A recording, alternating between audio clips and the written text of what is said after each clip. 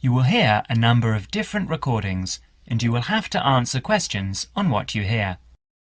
There will be time for you to read the instructions and questions, and you will have a chance to check your work after each section. All the recordings will be played once only. The test is in 4 sections. Write all your answers on the listening question booklet. At the end of the real test, you will be given 10 minutes to transfer your answers from the question booklet to an answer sheet. You should be prepared to do this with the practices. Now turn to Section 1. Section 1. In this section, you will hear a conversation between a visa officer and an applicant. First, you will have some time to read questions 1 to 5.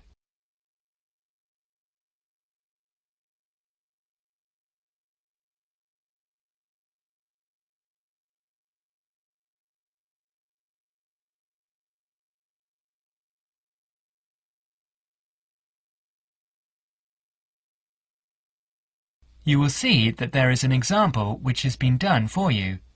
On this occasion, only the conversation relating to this will be played first. Good morning, Visa Office. How can I help you? Good morning. I'd like to apply for a visa to Australia, please. Certainly, sir. I'll just get a form and then I'll need to take some details down. The applicant wants to apply for a visa to Australia, so the word Australia is provided in the space. Now we shall begin. You should answer questions as you listen, because you will not hear the recording a second time. Now listen carefully and answer questions 1 to 5. Good morning, Visa Office. How can I help you? Good morning. I'd like to apply for a visa to Australia, please. Certainly, sir. I'll just get a form and then I'll need to take some details down. OK, here we go. Right, can I have your name, please? Yes, it's Okamura, Kelly Okamura. And how do you spell that, please? K-E-L-L. No, your family name, please. Oh, sorry. It's O-K-A-M-U-R-A. O-K-A-M-U-R-A. And your address? Apartment 106, Kingston Street, Hawaii. Kingstone Street, Hawaii? Yes, that's correct. So you're an American? Actually, I was born in Japan, but moved to Hawaii 6 years ago.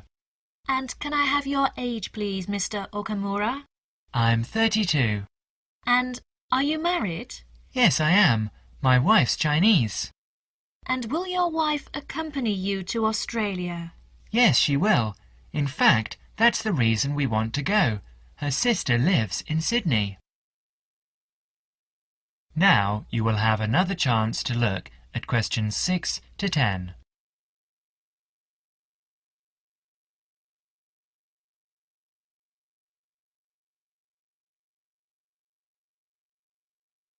As the conversation continues, answer questions 6 to 10.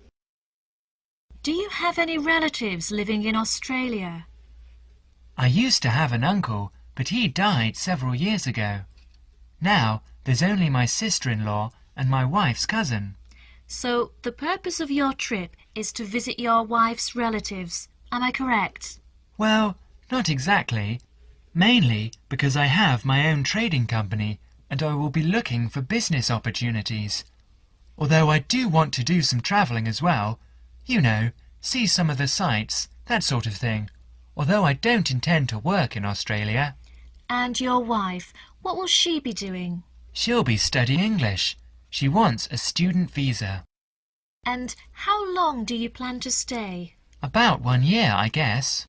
Well, I'm afraid a standard tourist visa is only valid for 30 days. Although in your case, we can issue you with a business visa. Business visas last for 6 months, but you will be able to renew it. We can give your wife a 12-month visa, though. 6 months is okay. So what do I need to do now? Come along to the office any time during weekdays, but it must be office hours. We close at 5:30. And bring along 2 passport-size photos and your passport, of course. Your wife will also need 2 photos. So that's 4 passport-size photos in total. OK. Thank you for your help. Bye. Bye. That is the end of section 1. You will have half a minute to check your answers.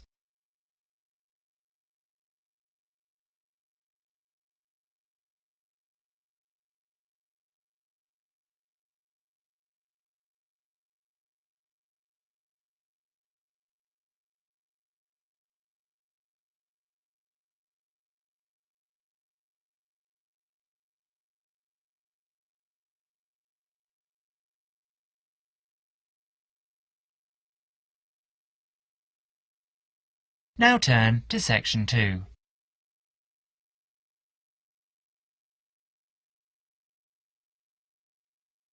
Section 2. You will hear an informative talk given by Michael on how to keep out burglars and keep your home safe. Before you listen, you have a chance to read questions 11 to 20.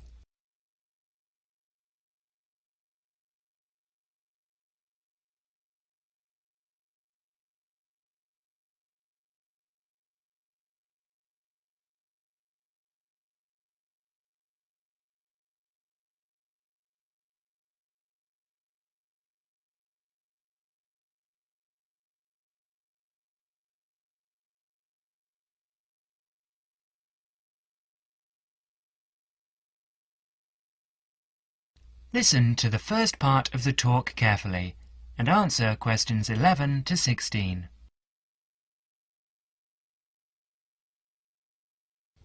Keep them out.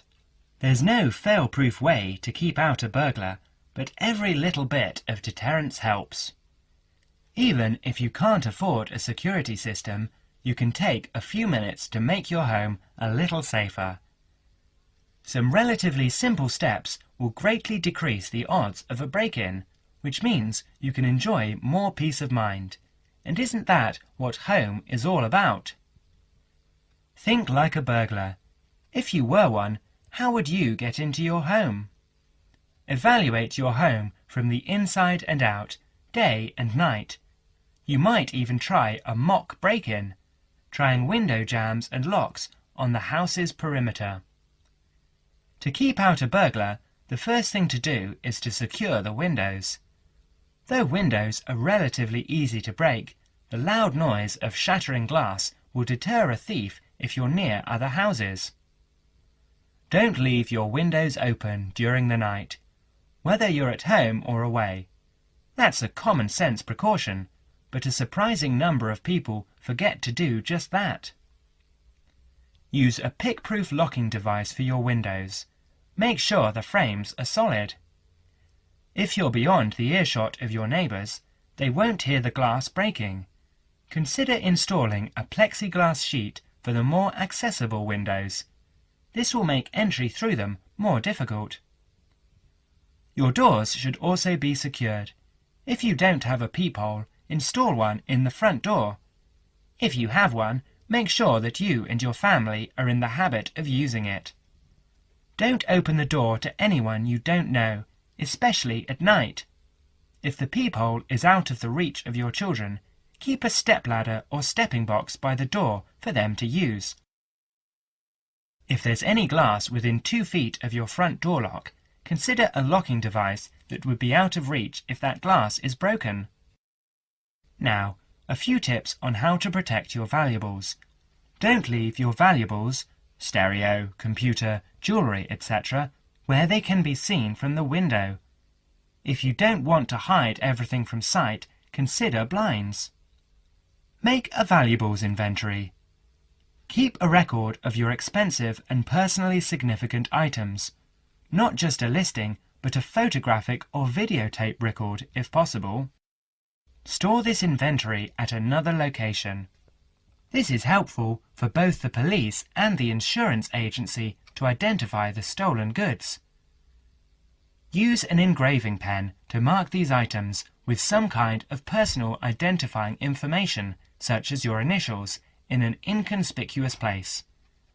This also helps record your possessions in case of any other mishap, such as fire or flood. Now, you will have another chance to look at questions 17 to 20.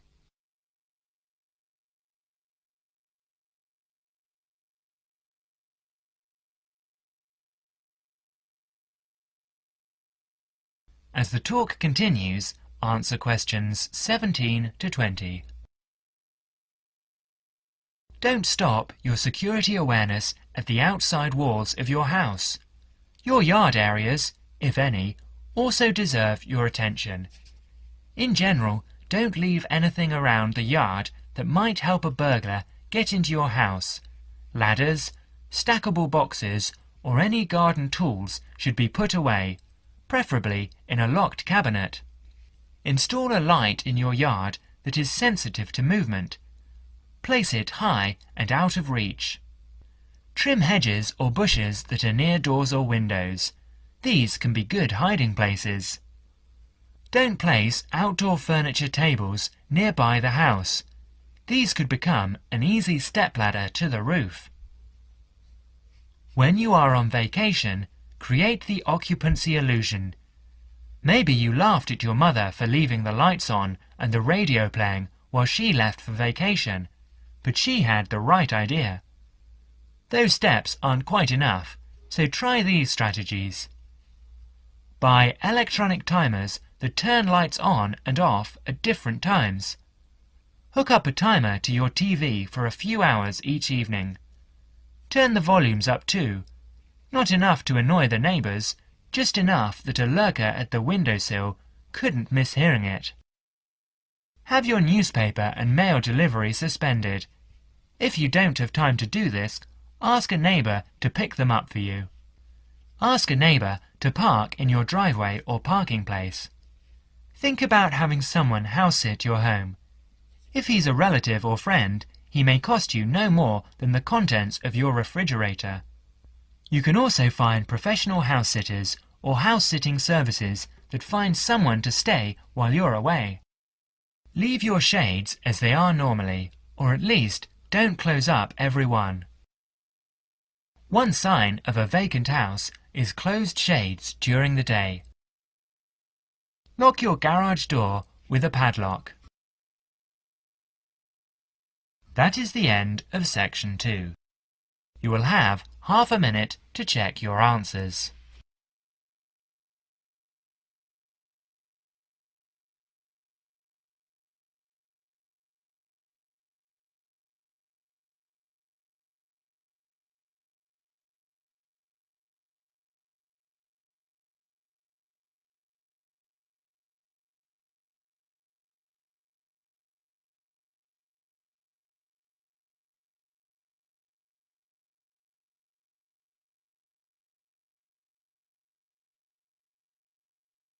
Now turn to section 3.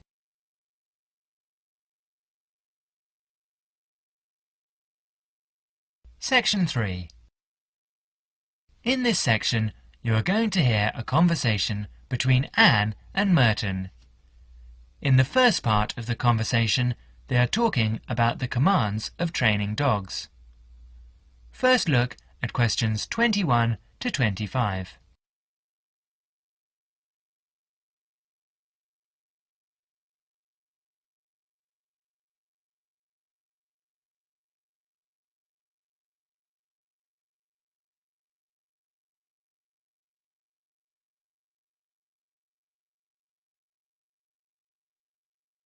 Now listen carefully and answer questions 21 to 25.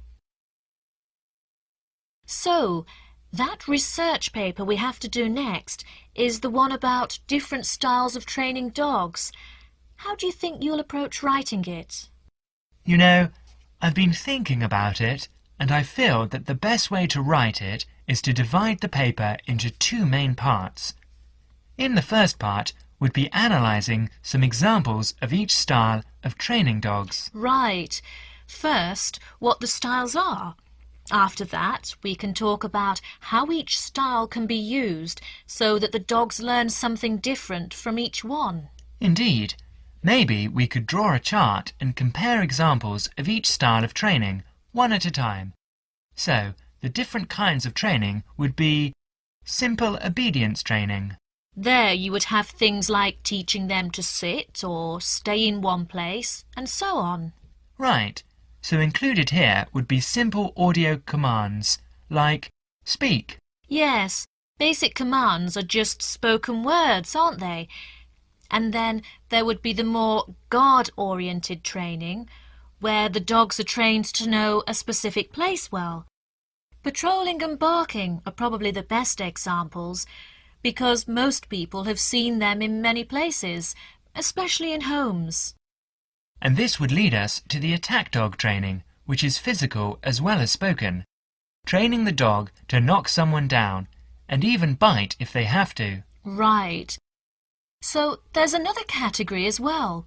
Sniffing dogs, which make up the searching category. I've read that in the UK, every major airport or government building has these dogs to search for all kinds of dangerous items.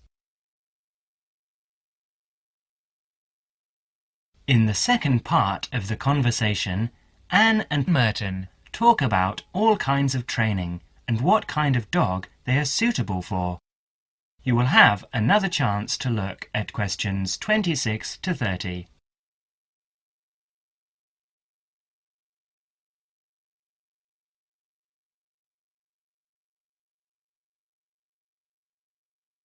Listen carefully and answer questions 26 to 30. I can believe that. Well, we have a good list to build on.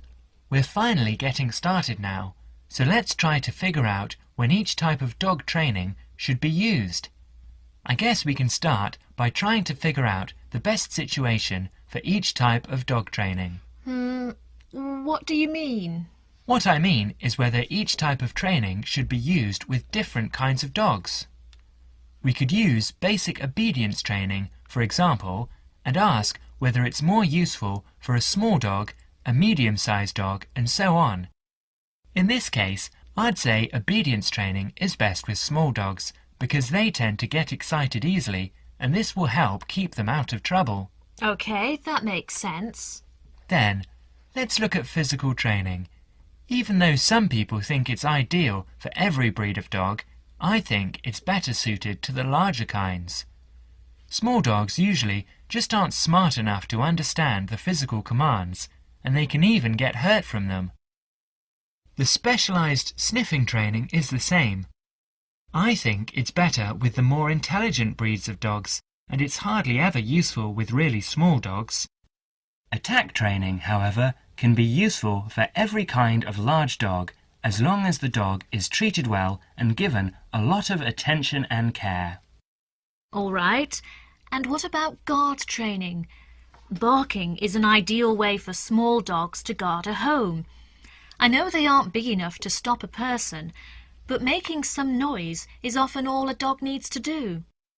Other kinds of guard training, like biting, though, are different. I'd always plan to teach that to a smart dog, giving them a chance to use their brains and defend their homes. I'd have to agree. Trainers often just teach large dogs to bark at a person when they think something isn't right. But if the dogs know how to use physical skills in a bad situation, they could save their owner's life someday. Yes. I suppose that different people would have different needs for their pets. Right, and different trainers would recommend different methods for different breeds. That is the end of section 3.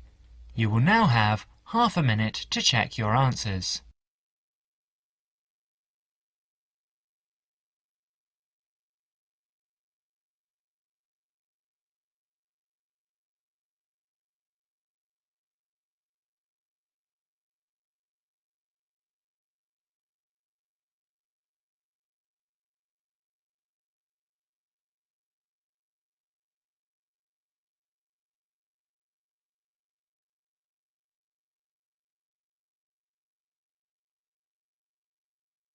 Now turn to Section 4.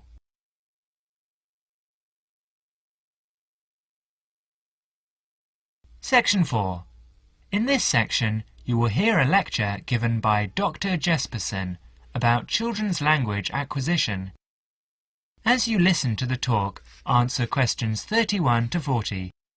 First, you will have some time to look at questions 31 to 40.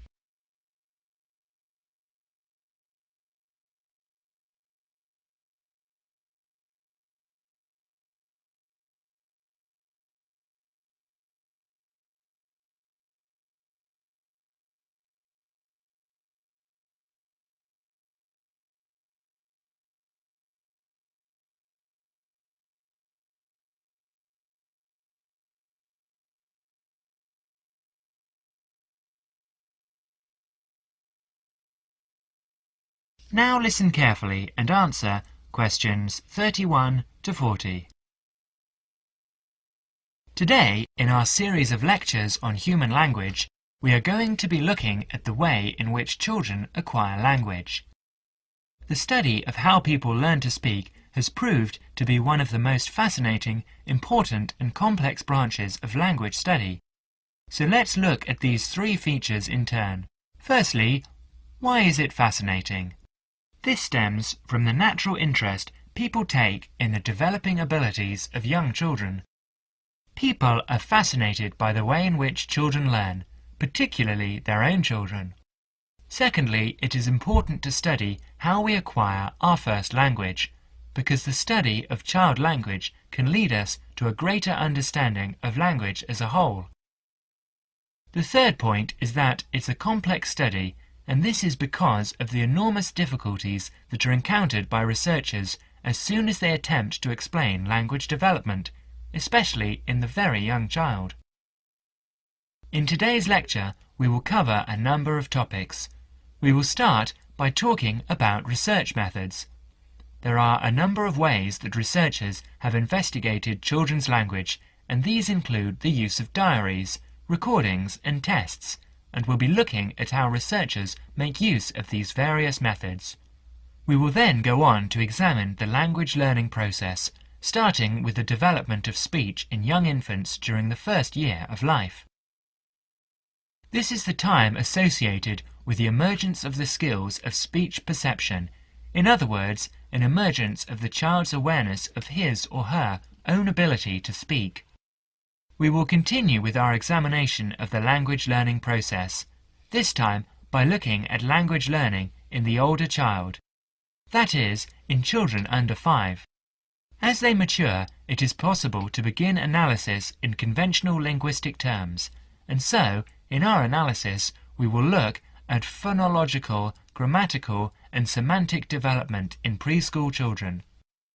In the second part of the talk, I would like to review some educational approaches to the question of how linguistic skills can be developed. In other words, how can we assist the young child to learn language skills at school? Initially, we will look at issues that arise in relation to spoken language. We will then look at reading and review a number of approaches that have been proposed in relation to the teaching of reading. Finally, we will conclude today's talk with an account of current thinking about the most neglected area of all, the child's developing awareness of written language. That is the end of Section 4. You will now have half a minute to check your answers.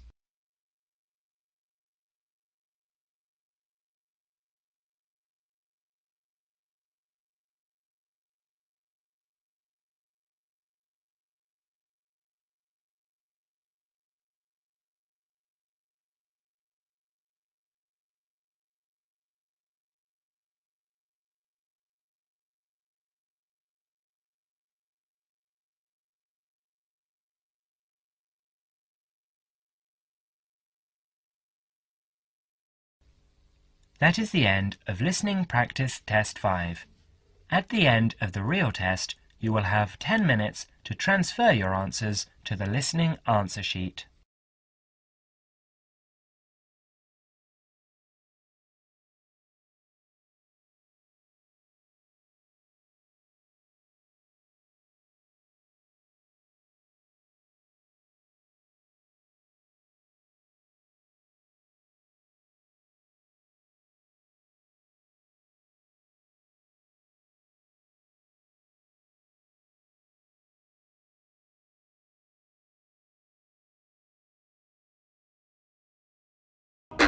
Bye.